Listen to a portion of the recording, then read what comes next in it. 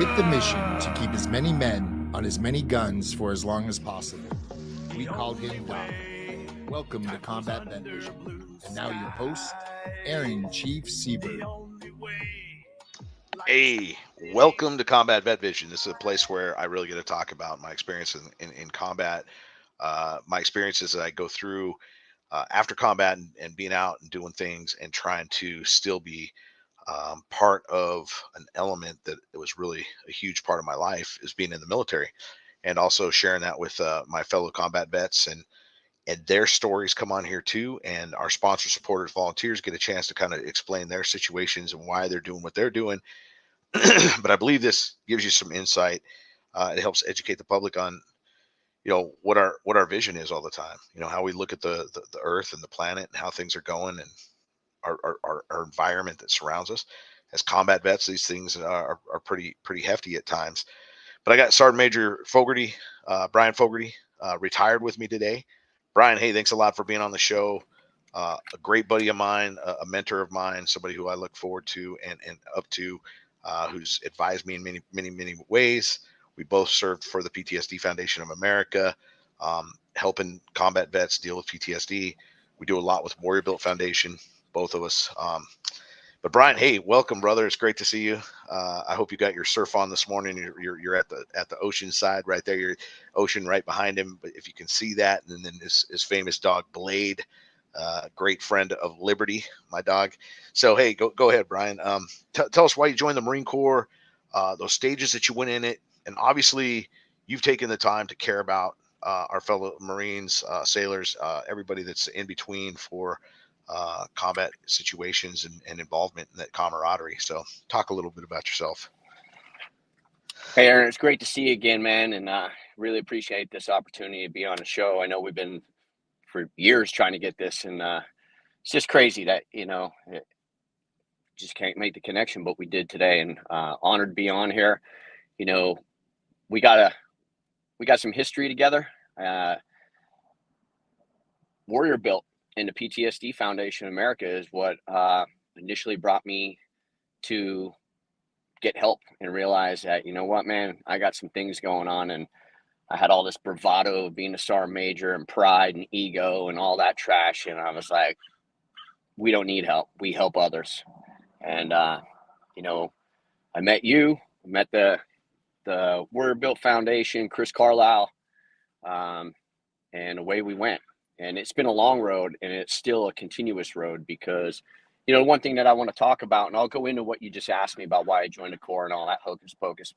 But, what I really want to talk about today is we talk about PTSD and we talk about trauma, and everybody has it one way or another. Particularly, we have our combat PTSD on top of other things. But a lot of people don't talk about post-traumatic growth. What it is to grow where we are now planted. And, the only way that we could grow in that area is by fertilizing that soil. And I remember somebody told me the one time the best way to fertilize the soil is with your own footprint. And that means you got to get out and do the work. And I'll get back to that. So, I joined the Marine Corps back in 1992, and a lot of people ask me why. And I can't give you an honest answer. I've always wanted to be a Marine as long as I can remember. Actually, when I was back home a couple months ago with my parents, I was talking with them, asking them if there was any reason why. The only thing that I could possibly dial it down to was I had an uncle, a great uncle actually, who was still alive at the time, and he served, and he only served like 2 years in the Marine Corps. And then he ended up getting, I can't think of the disease at the time, but it basically ate him alive, and, he ended up passing. I can't say that I was really close with the guy, but I always remember him as like someone to look up to, someone who was definitely in charge, but he had this like compassion about him. I didn't question anything he told me to do, but at the same time, I never doubted that what he was telling me to do was for a good reason. It wasn't for him selfish because he was lazy and didn't want to cut the grass or whatever the case may be. So 17 years old, I signed the paperwork.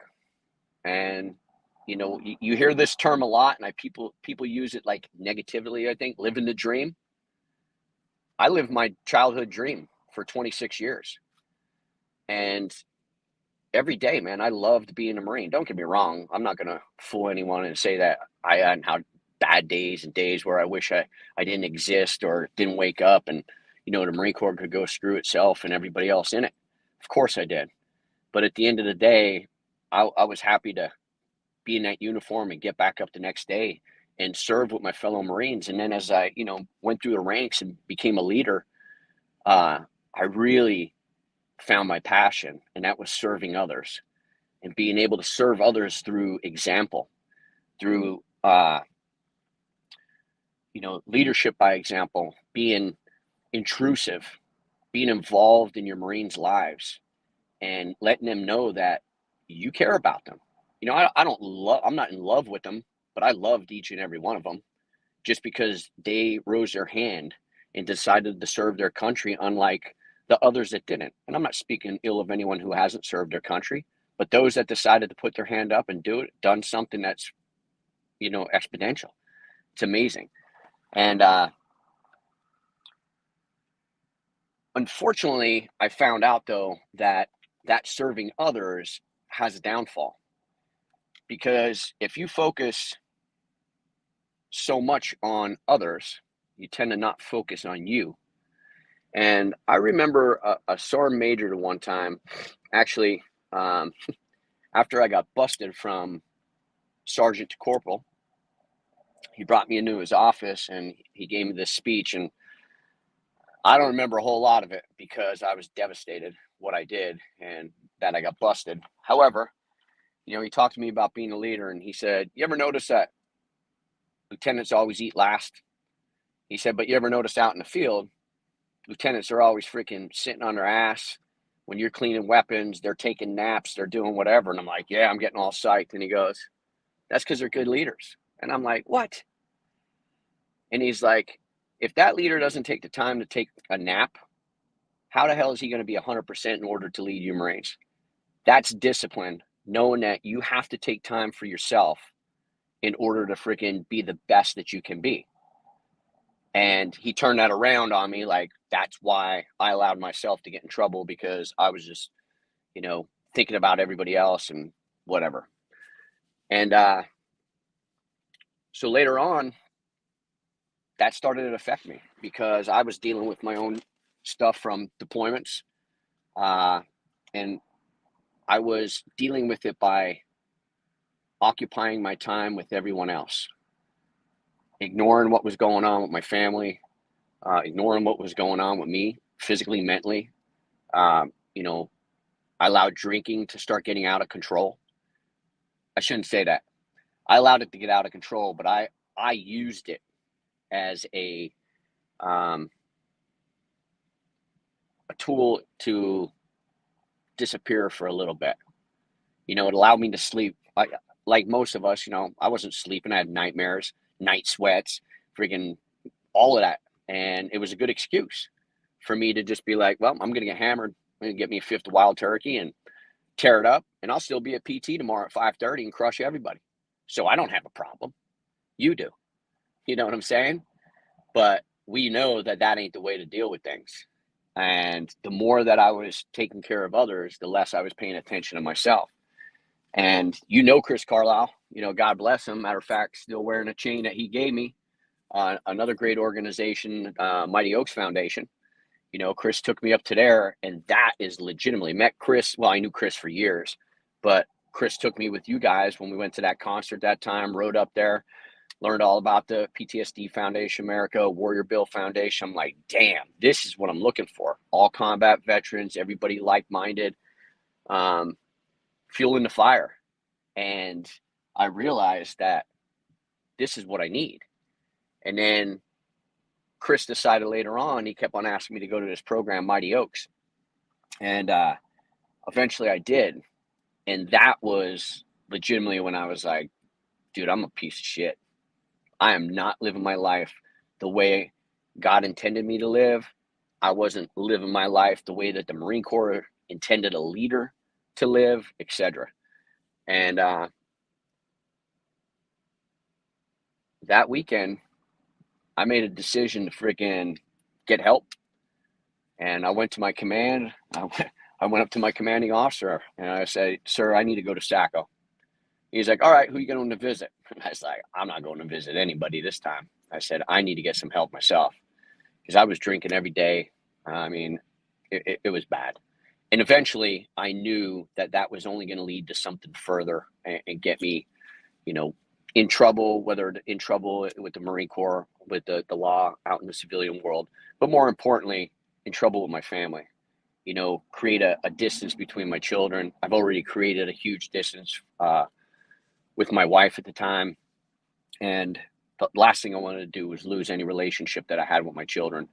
And believe it or not, I don't put my Marines in front of my children, but I didn't want to lose the respect of my Marines because of this reason. Everything that I've ever said to anybody, I said it genuinely from my heart because I cared about them. And I didn't want to do something that got me in trouble. And then they're like, "Look at this hypocrite. He talks to us about doing the right thing. He talks about, not underage drinking, about drinking and driving, whatever. And then let's say I got a DUI or I got an alcohol related incident, or worst case, I killed myself or kill someone else. I don't want that one Marine that I was helping and was literally his light see me do something and go, what a liar. And then he take his own life or something. So that guilt, if you will, was positively helped influence me to go get help. And I put myself into Sacco. I went into inpatient treatment. And while I was in inpatient treatment, they actually, they told me that I was going straight to the Oasis program, the inpatient PTSD program that they had down there at Point Loma, which was kind of a kick in the pants, but at the same time, it was exactly what I needed. And what I needed to do was surrender and accept that I needed help and I couldn't do this alone. And I literally dropped my ego. I remember a few things they said to me at the Mighty Oaks program that week that I was up there. And they said, our ego is going to be our biggest killer. And there's no shame in showing that you're human and showing that you need help. If anything, it's the most courageous and bravest thing that you can do, because us as selfless servants to others, leaders, we have to think of ourselves to get help. And that's tough, man. I did have a sense of guilt. I did have a little bit of embarrassment, but I won't lie to you, man. It wasn't long because I realized, like that Sergeant Major Pafford said to me 30 years ago, that lieutenant that's sleeping on the tree, that's a well-disciplined leader, because he knows he needs rest in order to give 100% to the Marines that he leads. And that led me down a path of recovery, help.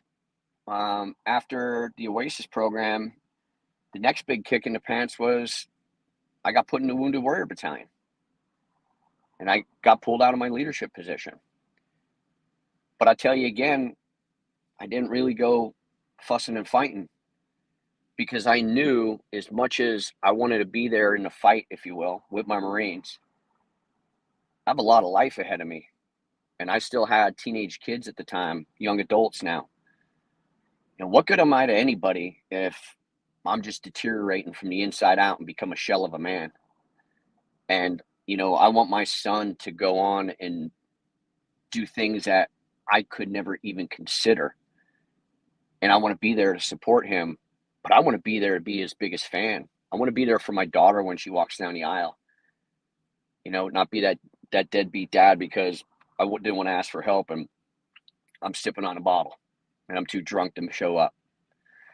So lo and behold, Wounded Warrior Battalion, who comes there? Freaking Aaron Siebert, Chief, United States Navy. I didn't realize that you were doing programs there at the time. And, I was already participating in some of your meetings, but now I was participating in them there. And that's when we started talking about actually helping with the PTSD Foundation of America.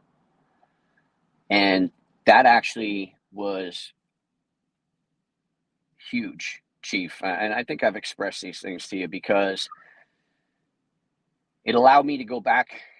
You know, I was always in a leadership role. I never quit. The whole time I was in Wounded Warrior Battalion, I refused to not carry myself in the manner in which I was required to be as a Sergeant Major of Marines, you know.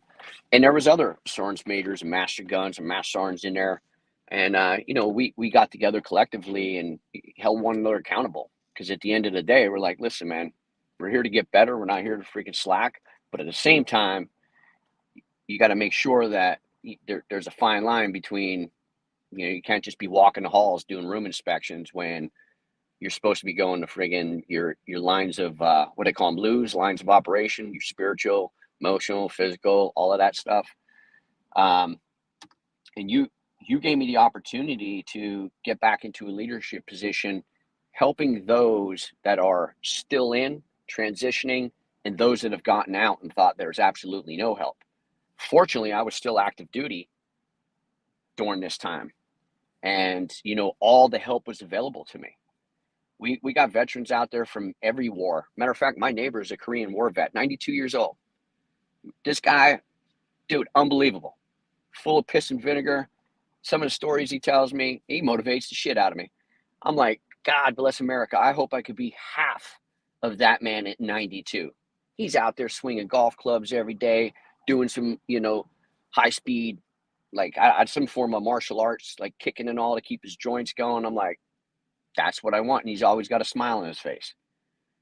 But I transitioned out of the Marine Corps and started working for the PTSD Foundation of America alongside you for the Southern California chapter. And that was a challenge in itself. And I loved it because we learned to be vulnerable. And I learned that early on in my Marine Corps career by not hiding things. I remember I was able to connect with Marines because I talked about that NJP that I had when I was a sergeant in Okinawa, and I was invincible and nobody could touch me because I was Mr. Meritorious, promoted, 300 PFT, or all these other accolades, you know. And the one time I literally drank 2 beers, I ended up hitting a freaking car in Okinawa, Japan, and boom. But it was kind of a sign, right, for the times that I drank more than 2 beers and decided to drive and didn't get caught. Either way, I was wrong. But Mr. Unstoppable, he got stopped 2 paces in center of the colonel's freaking desk during NJP. Reduced down to corporal, all this shit. And the worst punishment was I was supposed to leave in a month to go be a drill instructor. Devastating. Devastating. But the most humbling thing that could occur to me, because after that, I really had a freaking uphill battle to stay in the Marine Corps. It proved to everybody that that was a lack of judgment and not a true indicator of my character. And I took it on because I didn't want to let those that I led or those that I will lead down. And, you know, obviously make it to Sergeant Major, passed over a few times for different ranks, all that good jazz. And now I'm working with the PTSD Foundation of America, and we talk about that vulnerability where you were the example for me. You start off with your introduction. Hey, Aaron Sievert, United States Navy, Chief, multiple deployments, blown up on this date. My live day is, and I'm blessed to have a second chance at life. You know, freaking took a mortar round, multiple pins, freaking brew, all this other stuff. Not with bravado. You say it because, hey guys, it's okay. You know, I deal with this, I deal with that. And I learned to real quick say my thing. Hey, I'm an alcoholic. I got PTSD. I'm freaking, you know, it's whatever level I was. I'm in the middle of a divorce. It's horrible. Went to SACO, inpatient treatment, PTSD program, inpatient treatment while on active duty. You know, I tried to then use that Sergeant Major card a lot.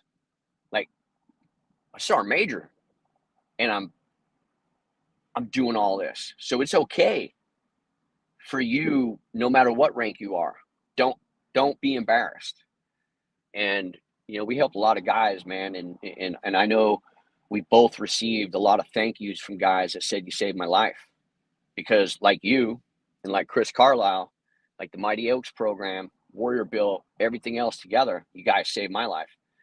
Because I was at a point in my life where I wasn't actively trying to kill myself. I will tell you, I actively no longer wanted to exist on this planet. And I did everything to the extreme. I mean, you see my freaking fat boy. I ride that thing lower than cafe racers. I'm taking that thing 100 miles an hour around to exit, freaking primary cover, freaking scraping the whole 9 yards because I didn't give a fuck. Everybody been like, yeah, no kidding. Who didn't see that coming, that he would have died riding his motorcycle? He loved riding a motorcycle, right? That's not suicide. But it is, because I wasn't doing anything to not go that fast and take those risks. So having that opportunity to be saved, and now my opportunity to save others by being honest, that's an easy one, Hey Brian, let's take a quick break. Keep on to those thoughts. I mean, you're obviously going over a lot of really cool things, and then the transitional phase into getting that help and pushing that envelope, man. I love it. Your story is amazing. Your presence is always amazing.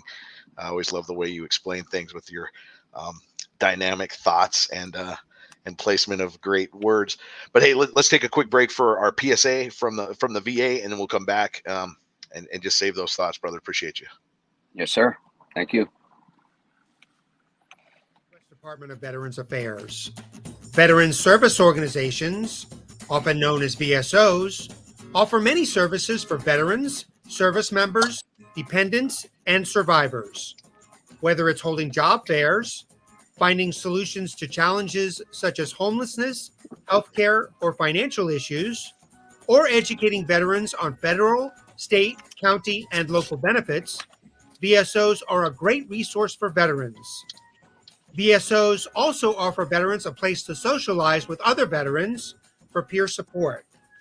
Plus, for help filing a claim or appeal, you may want to work with an accredited lawyer, a claims agent, or a VSO. VA trusts these professionals because they're certified in VA claim and appeal processes. To learn more, go to va.gov and search for VSOs. Hey, we're back on Combat Vet Vision. I'm here with Sergeant Major retired Brian Fogerty, a good friend of mine. And this is a place where we really get to kind of tell our experiences, our opinions, our life plans, our rules of engagement, as far as like how we are acting within ourselves and reaching out to others and connecting on those levels, the camaraderie that exists. But hey, Brian, thanks a lot, brother. I appreciate you being back. Thanks for your story, and I love. Go ahead and continue. This is normally I talk a lot more, but this is Brian Fogarty's show at this point, so it's great to hear him and his stories and his post-traumatic growth. This is a path to post-traumatic growth. I mean, there's always this burden that we carry, but at the end of the day, how are we holding ourselves responsible for the things that we're doing in our lives to get that therapeutic effect and move forward in a more positive direction? So thanks, buddy. Absolutely. And I get diarrhea to the mouth. So anytime you need to interject, throw a hand up, shout out something, because I know you got a timeline and you got an agenda. I'm just passionate about this because I'm still here and I'm enjoying life right now. Don't get me wrong. I still have my days out of the blue. Everything's going great. I'm surfing. I got this going for me. I got that going for me, and I'm fucking miserable. And I don't know how. I don't know why. And I'm like, why am I miserable? But because of everything that I've done to help myself to mitigate the problems, I'm able to do things in order to allow that to pass. I have coping skills now. And that's all about the post-traumatic growth. And, that's what I started talking about. And that's what I'll get into here in a little bit. I mean, I don't know much more of my story as in like core deployments, Kosovo, Iraq, Afghanistan, obviously multiple other deployments, humanitarian operations, all that good trash. Doesn't matter. We're here to talk about somebody's got trauma. So what I'll talk about before we get into the growth part is, while with the PTSD Foundation of America and others, I learned that there's a lot of guys out there that feel that they don't deserve help because their trauma is too small compared to someone else's. And that's not true. Trauma's trauma, man. And it don't matter if it's combat trauma. It doesn't matter, if you were in a vehicle accident and now every time you come into an intersection, you trip out. That's trauma, man. It's on your mind. You're not acting the way that you should based off of what occurred to you in that event. So, I like to send a message to everybody out there. You're important, and so is your trauma. No matter how small you think it is, it's a big deal. And you deserve to come forward and get it out. And I'll tell you right now, that's one of the biggest therapies is when you finally start talking about it. But more importantly, like even in, AA, when I was going through Alcoholics Anonymous, you're thinking like, nobody's got my problems. Nobody's dealing with what I deal with or whatever the case. Man, you start hearing shit and you're like, oh, my life ain't that bad. I didn't, have to sell one of my kidneys so that I could keep up my alcohol and drug habit. And then you hear stories like, wow, that guy's life is pretty good. So you hear both ends of the spectrum. And you might be right in the middle, or you might be to the left or to the right, but irrelevant. You're there, and you're hearing others that got you your story. And then when you start going to the PTSD Foundation America groups, you're going to the warrior groups, you're talking to like-minded individuals. I do a lot of outdoor therapy with the Jimmy Miller Foundation, surfing, with the Higher Ground, doing fishing, scuba diving, hunting, combat marine outdoor, hunting trips, fishing trips, things like that, where you're with like-minded individuals and everybody's like, nobody wants to talk. And it takes one veteran to say one thing and then boom, everybody starts talking. And you always got one or two guys that it's their first thing that they've ever done since they gotten out. Whether it was last year and they haven't been to combat since 2003, or their last combat was in 1963. And they start talking and they get it out. And they talk about how this weight has been lifted because we as men, who wants to talk about the blood and the gore that we've experienced and seen to our families, right? That's why we went. That's why we chose to wear the cloth, to serve and protect. They don't need to go into the kitchen and see what the butcher's doing. They just need to see the steak on the plate and go, damn, that's a good looking steak. While the butcher's in there covered in blood with a friggin', a chop in his hand, ready to cut more up. And we were in the kitchen. And now we got like-minded individuals that they know what it's like to be inside the kitchen, and they get to talk about it freely and realize like, damn, man, this is great. So a message that I'd send to anybody out there is just get together with another vet and talk. It doesn't have to be some, program that's out there, but find someone, talk with someone, call them, text them, whatever. I promise you'll feel 10 times better. If you really want to get some help, reach out to Aaron, reach out to myself. The PTSD Foundation of America is an amazing program. They got a lot of help. They got a lot of chapters across the United States. There's the VA. The VA, I do a program with them. Matter of fact, I'm supposed to be skiing with them today. But because of this, I chose not to. And then the interesting thing is I'm meeting an elderly gentleman about 74 years old, Vietnam veteran. He volunteered out in the Forest Service with me one time. And we exchanged numbers. That was 2.5 years ago. And he's dealing with all kinds of cancer and everything. He's like, I need to talk. And I'm meeting him at 1300. I don't know if we're going to talk about his combat experience. I don't know if we're going to talk about life and cancer, because I went through a bout of cancer. But how amazing is that? to have those opportunities. So, there's programs out there. You just have to reach out, and you got to be patient too, because let's be realistic. Everything ain't friggin' peanut butter and jelly. I mean, sometimes the systems are screwed up. Even with nonprofit organizations, they got red tape because they have to do that in order to protect themselves, in order to provide the best product, if you will, therapy sessions, outdoor programs, whatever, for all the veterans. So just be patient. I mean, you obviously you've been patient long enough to deal with what you're dealing with to this point. Allow the system to go.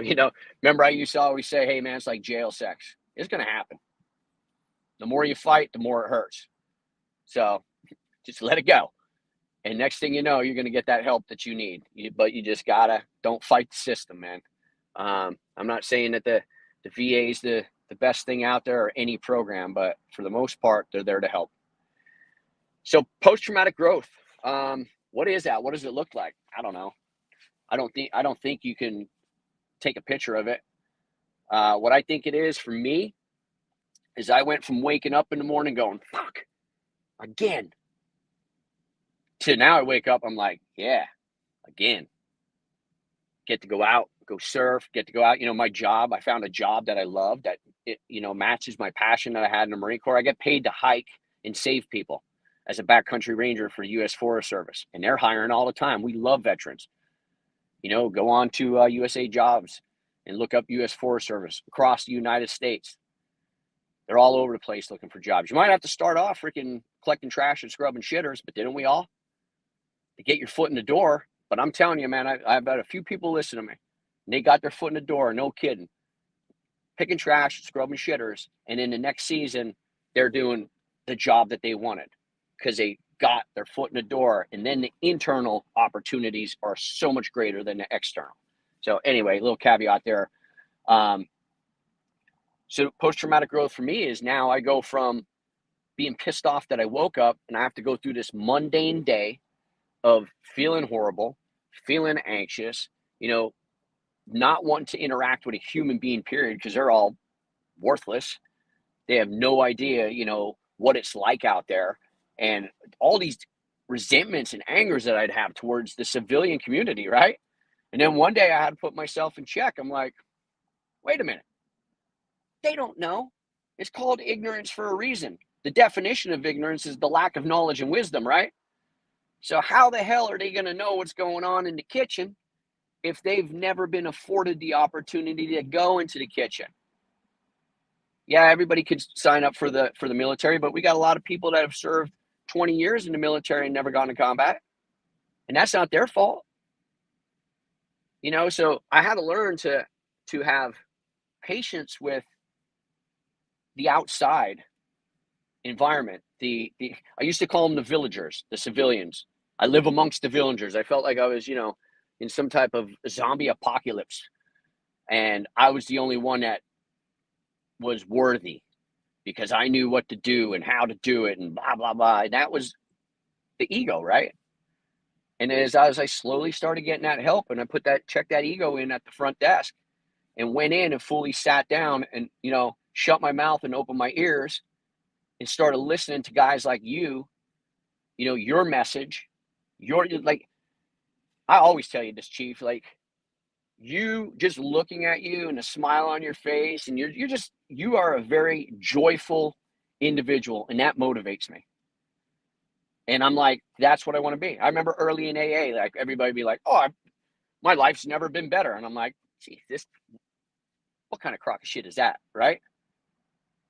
But for that individual, after you learn their story and that they legitimately were willing to sell a kidney so that they can maintain their drug habit, I'm like, wow, yeah, I guess you are living the best life.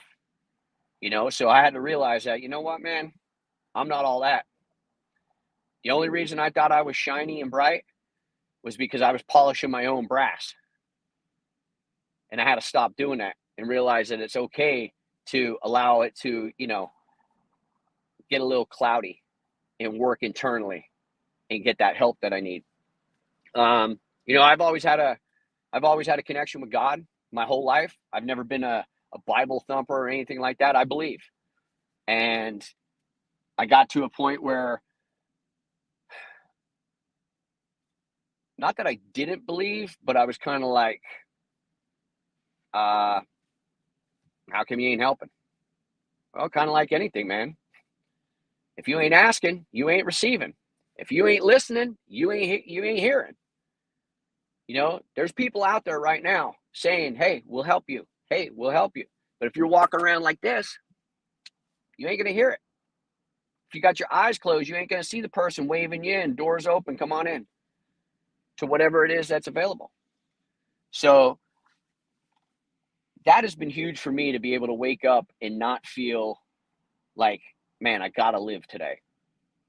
Now I look at it as an opportunity. I get to live today. Now, what can I do with this day? What can I do for myself? And what can I do for one other person throughout the day? That's it. And as long as I can accomplish that, then I feel good. As I said earlier, today I get the opportunity to sit down with that gentleman at 1300, and I guarantee you I'm going to get more joy out of that, because this guy is going to talk to me about whatever that he has to trust in me. Hell, he might tell me I'm the biggest piece of crap that's ever existed, and I'm on his resentment list, and he needs to clear it before he passes away. And I'm great. That's awesome that I could afford him that opportunity. But, you know, coming out here, getting to surf almost every day. Every day that I'm available and the surf is available, which is most of the time in Southern California, I do that. It's my little ocean therapy. Then I got aromatherapy. Love going to the range, sending some friggin' lead down range. That's always a great one. But something that I do too is I go to these different legit groups.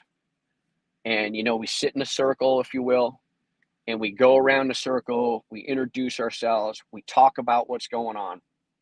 And it allows me to remind myself of, by hearing other individual story, one, where I was, two, where I could be, either up or down, and where am I going to go from here? And that's what I do in order to do it. Something else that I do is, you know, I'm in a great relationship now, and man, I went through a lot of relationships, a lot of great women that I was fortunate to meet and everything else, but it didn't work out because I didn't want to be honest with them. And again, you know, I'm not just going to go and tell them the things that I've seen and done or whatever the case may be. That's for a special individual at the right time. But, you know, Juliana, when we first met, like, I explained to her, hey, if I'm constantly looking around when we're having dinner or just talking at the beach, it's not because I don't respect you and I'm not paying attention to you.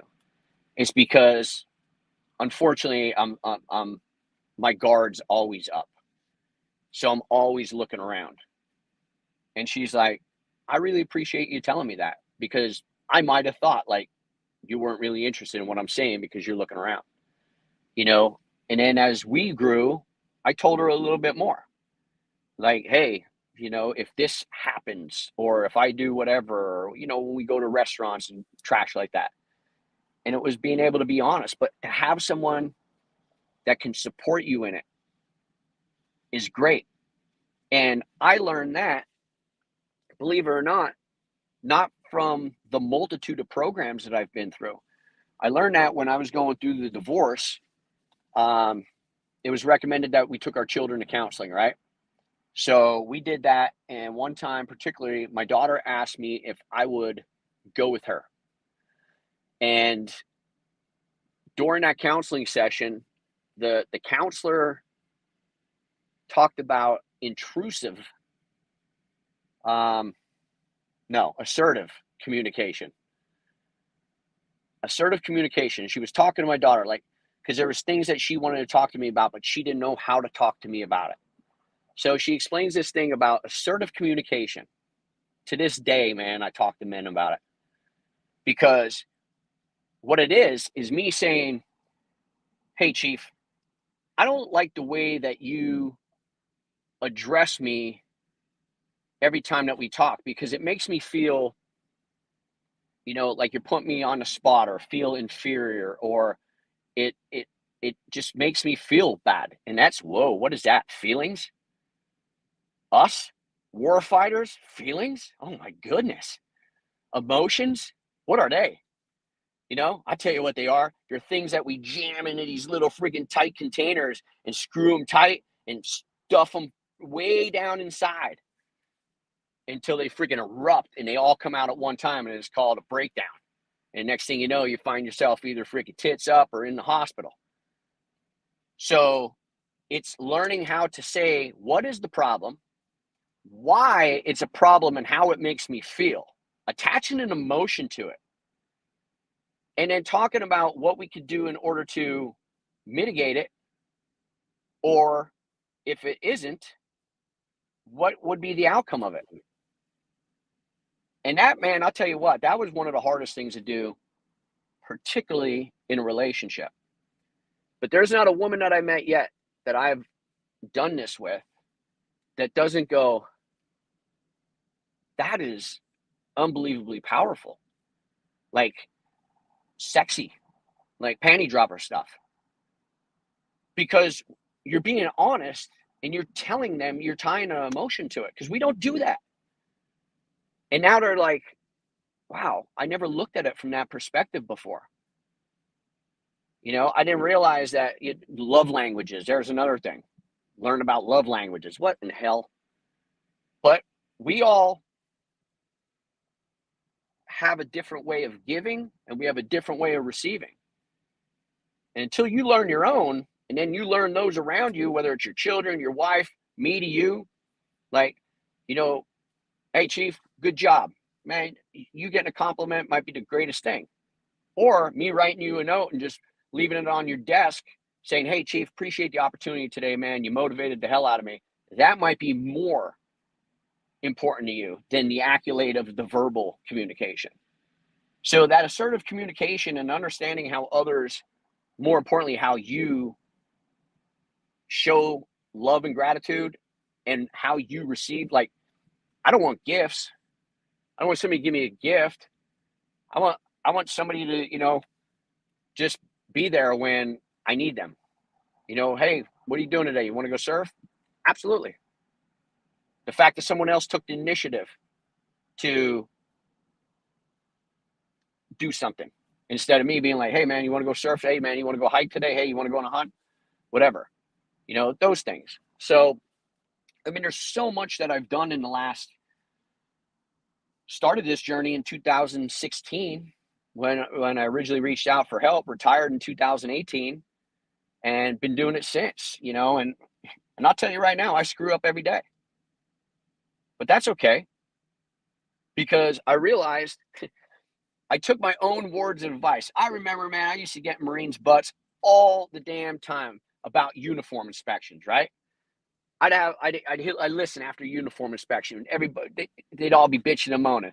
Oh, look at one Irish pennant. I can't believe like a one Irish pennant. Bah, bah, bah. And then I'd be like, how come you didn't say thank you, Sergeant Fogarty? How come you didn't say thank you for freaking identifying that one Irish pennant that was wrong with me? Because your uniform's supposed to be squared away. Your ribbons are supposed to be 1/8 inch and centered. Your chevrons are supposed to be this. Your shoes are. Your gig line are. You know that. So why should I commend you for doing what you know you're supposed to do? Because see, when I have the courage to tell you what's wrong with you, you now have the opportunity to fix it and be the best product that you can be, the best example, the best whatever. And that's a uniform cliche or metaphor, if you will, right?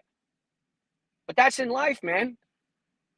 Like you saying to me, hey, Brian, hey, great talk today. You curse too much, bro. We got to dial that down because whatever. If you told me that, I'd be like, man, thanks, Chief. I appreciate that. Where before I've been like, you're a puss, dude. We're Marines. We're F this, F that, and everything else in between, right? But now I have to respect that, whatever. So if that's a problem and you have the courage to bring it to me, I am grateful. And I had to learn to not be defensive. Like, oh my God, you're telling me I'm wrong. That dog ain't hunting, son. Because I ain't ever wrong. I'm always wrong. Hey, I got to tell you, I mean, we got a couple more minutes. I want to have you finish up these last thoughts, but this is what I tell our audience too. I mean, this is a great time for us to talk, right? And we talk in a fashion that is not recognizable and it's not acceptable within society. However, it's acceptable within the circles that we live in together when we are together. And this is not a place for those that can't understand that. And sometimes we get passionate and emotional and we talk about things and we throw it out there in a way that sounds like, jail sex, it's going to happen, but you just got to wait for it. And there's somebody out there that's saying, oh my gosh, that's the worst thing I've ever heard in my life, because their life has been sheltered, and which is fine, because we are the guardians of the villages that we attend. Right. And that's something that you were talking about, is like, hey man, we got to come to the realization that this civilian life that exists is the one that we defended for. And we would like that, they have a little more appreciation, or whatever it might be. They turn their turn signal on. They they do things in the correct manners, and they appreciate the knife hand. But that doesn't always happen. But Brian, I love everything that you got to say, man. I'd love to have you on the show again too. But any finishing last words? If people want to get a hold of you, they can definitely do it through me, just so you know. But if you want to throw out any information, please go ahead and do so. Throw out those last words, and I appreciate you, brother. Yeah, absolutely, man. So my cell phone number, you guys can call me, text me. It's going to be area code 808-722-2109. If you don't want to send a text or call, feel free to email me at Brian, BRIAN .p.Fogarty, FOGARTY 1 @gmail.com. And last thing that I'll say is this. Something else I did to help me out a lot, obviously quitting the alcohol was huge for me. There's plenty of people out there you can drink, carry on. But I changed my lifestyle a little bit, eating cleaner. Always ate good and all, but I eat a little differently now, because as I get older, my body just can't handle carne asada burritos like they did. But then I also learned, like, man, that stuff was weighing me down. And, changing things up a little bit, the healthier I became, the better I started feeling, because my body, the inflammations and all that. But believe me, dude, I still wake up in the morning. I got my little routine, but it's not like it was where I had to roll out of bed onto my knees and start, doing almost yoga moves just so I could get the knees, ankles, elbows, and everything going. The cleaner I eat, the better I feel. When I do now go out and eat like crap, first thing that hurts is my joints, not necessarily my guts. So, and I'll sign off with this. Every single one of you, I appreciate the service that you've given to our country. Whether you served in combat or not, and it doesn't matter what branch of service. You rose your hand and you made a decision to do something that is beyond what those that are sitting on their couch didn't do, because everybody is given the opportunity to serve their country free of charge. And they decided not to. You decided to. And that right there deserves the greatest thank you for your service. And accept that, please. Thank you for your service. And I ask you to continue serving, because you are a leader and you are worth living each and every day. So please reach out for the help, talk to someone, and come back on Chief's show and help someone else in whatever manner that you can. Again, Chief, strength and honor, brother. I love you. Appreciate the opportunity. And I look forward to possibly a future opportunity you and I will be going on here starting in April. If that does come to that'll be a PTSD group every friggin' day, every daggone day. Exactly. And we'll put some briefs out on that as well later on. But hey, Brian, thanks, brother. And there's something cool about this, and I want to just kind of highlight some stuff that Brian kind of focused on. Is, do you give yourself as a veteran time to help another veteran? Do you have a battle buddy that you're willing to spend that time with, that you're willing to give that amount of time? And that's because in our lives, we're busy doing all these different things, different directions. And some of us have more time than others, but at the same time, we really need to talk. We really need to open up to each other. We really need to talk about things that we don't want to necessarily share with the family. We don't want to talk about, butchering the cow in the back of the kitchen, and then figuring out how to cook it, and the bloody mess that it leaves behind. There's a lot to that. So just keep that in mind. And I want to say, Brian also focused on something else. It doesn't matter if you have, a splinter in your thumb to a missing finger. If you have a splinter in your thumb and somebody wants to put you in a seat, get in the seat. And if that person has to take you out of that seat because they need to put the guy with a missing hand in there, then do it that way. But don't be offended if that happens. Just be willing to accept that thing, because, we're all under the impression that, hey, I'm not hurt as bad as the other guy. Well, if you don't take that seat might go empty. So please get involved with yourself, get involved with others, and do something great for yourself so that you can be good for all those that are around you that you love and care for, and then love and care for them. Until next time, hey, this is Aaron Siebert. Thanks, Brian Fogerty, Sergeant Major, retired, for being on the show. Strength and honor. Out. The only way, like the sun bidding goodbye.